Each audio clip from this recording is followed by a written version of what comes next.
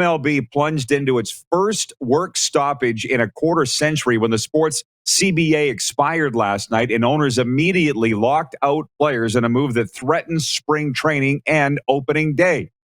The strategy, management's equivalent of a strike under federal labor law, ended the sport's labor peace after 9,740 days over 26 and a half years. Teams decided to force the long-anticipated confrontation during an off-season rather than risk players walking out during the summer as they did in 1994. You don't remember, but we do. Us longtime Expos fans, was the best Expos team ever, and all of a sudden the players walked out and the season ends. And the Expos get denied what everybody thought was a surefire World Series. Players and owners had successfully reached 4 consecutive CBAs without a work stoppage until last night.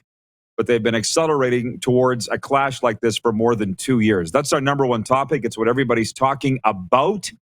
Blue Jays are a very big deal in Canada. We are Canada's daytime sports talk show. But I mean, in any major market, it's the Marlins here where I am hanging my hat, Darren. It's a really big deal. And it's, before I get your take on this, it has brought about our poll question today for Capital Auto Mall Universal Collision Center. And it is, do you expect the 2022 Major League Baseball season to start on time? And interestingly enough, moments ago, I checked the Twitter results. It was like 57% of respondents said, no, they don't expect the MLB season to start on time because of this lockout. And on YouTube, actually close to 80% said, yeah, they do. So that just tells me, Darren, that people are very split on this. I'm not sure how many people really saw it coming. The ardent hardcore fans did. I don't think the casual fans saw it coming. Coming out of a pandemic with $1.4 billion handed out ahead of the end of the CBA on Wednesday in free agency, and now this. The one article or the one comment that I read out of all of this, which upset me a little bit, was it said nobody's losing money in MLB. Not the owners, not the teams, not the players. Nobody's losing money. So we go back to, we've been saying it for decades, millionaires fighting over money. Now it's getting close to billionaires fighting over money. I'm not very happy about this. That's my take, but I do expect them to get it done. That's why they did it tonight or last night, first day of December, and not let this linger and get it done. But what's your take? Yeah, that's the sense I get, and that's what you hear, is that it was a tool. Let's do this now. Let's get some pressure on this, get it resolved, so it's not something that, forces the season to be delayed. But it's interesting. I think there's a lot of confusion around the financials of the game. We see these deals, $100 million deals, $300 million deals being signed, $30 million a year, $40 million a year for players, and then you have some players that are making over $40 million a year, and then you have the Baltimore Orioles whose entire payroll is less than $40 million a year. So there's a big discrepancy. You have Major League Baseball players making a lot of money. You have minor league baseball players sleeping 5 to a house. There are issues. So, to try and tighten things up a little bit and get the wage gap shortened a little bit, to get the teams, playing in a little bit more of a, tightened gap in terms of financials. I think that's on the table, but that's for them to sort out. If it's, like you said, millionaires and billionaires fighting over money, then away they go. But if they're not losing money, then baseball's still in an okay spot, but that's surprising to me a little bit.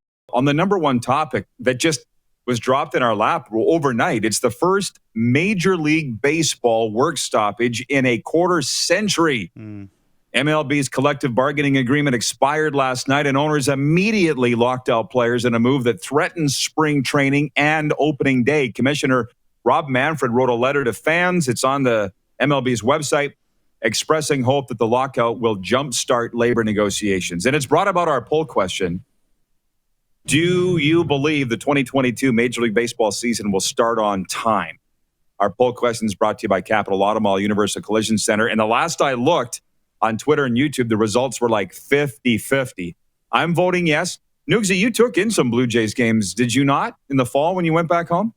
Yeah, I went to one, which was great. And yeah, to the poll question, I think it'll be on time. The owners have said specifically that they're doing it now because they don't want a work stoppage. The players are saying this is just a tactic, and you know better than me, Rod. You've been around CBA negotiations. These are everything in the media is a tactic. This is a tactic. I think there's plenty of time still for them to hammer this out. It's just a negotiation tactic. We'll be fine. Yeah, I certainly hope so. But I mean, I also wonder. I think baseball is playing a bit of a dangerous game, and I think the CFL is a victim a little bit of this. They didn't have a work stoppage, but they did miss a year, and it's awfully difficult to come back from. And while we don't think Major League Baseball is going to miss any games because nobody gets paid when they're not playing, we saw that. I think. Do you think they run a risk of the tune-out factor? Because you're not old enough, Nugsy, but in '94, the last time there was a work stoppage, you've heard the stories. You're a big enough baseball fan to remember the Expos. Everybody felt we're going to win the World Series, and then there's the lockout, the player walkout. Mm-hmm. And a lot of people never came back to baseball after that. Are they flirting with that here? This whole millionaires fighting over money thing? Because I probably talked about it more already today than I already want to. Yeah, I mean, all the rage up here in Regina, as you know, is to talk about how there's nobody attending Rider games compared to the past, right? And maybe there's something to do with the vaccine, but maybe, Rider Nation, maybe the CFL in general lost a lot of fans by missing that season and playing with, work stoppage during a pandemic, during this time when there are so many other options for entertainment, as everybody's talked about till they're blue in the face. So obviously it's dangerous, and absolutely baseball will lose fans and lose attendance, and it'll be monetarily extremely damaging for a sport that, I think, is struggling to stay relevant. In North America, like baseball is, even though there's, a huge diehard fan base. But you talk a couple of years ago, even people were saying, the Riders are untouchable. They're going to stay 30 grand, of fans in the stadium every night. But it hasn't been the case this year. So, you're playing a dangerous game. I agree with you completely, Rod. Well, it is a fascinating discussion because I see the social media, what people are saying about the attendance at CFL games, and some have said, hey, they were selling out every game until they brought in the vaccine passport. And I'm thinking, well, maybe people just missed going to games for, and then that was the bump for a month.